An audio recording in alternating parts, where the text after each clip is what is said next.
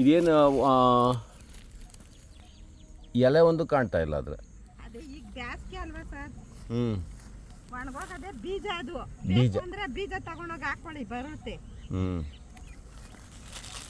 ಇದ್ರ ವಾಸನೆ ನೋಡ, ಇದು ಸ್ವಲ್ಪ ಆಚೆ ತುಳಸಿಕ್ಕಿಂತ ಒಂದು ಸ್ವಲ್ಪ ವಾಸನೆ ವ್ಯತ್ಯಾಸ ಇರುತ್ತೆ. ಆದರೆ ಸ್ವಲ್ಪ ಶುಟಿಯಾಗೆ ಪರಿಮಳ ಇದೆ ಅದು ಇದ್ರದ್ದು ತುಳಸಿದು.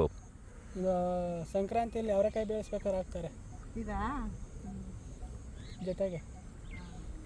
ಕೆಲವು ಕಡೆ ಎಲ್ಲ ಮಾಡ್ತಾರಲ್ಲ, ಕೊಬ್ಬು ಅವರೆಕಾಯಿ ಕಡಲೆಕಾಯಿ ಮತ್ತು ಅವರೆಕಾಯಿ ಮಿಕ್ಸ್ ಮಾಡಿ ಅದ್ರ ಜೊತೆಗೆ ಹಾಕ್ತಾರೆ ಇದನ್ನ.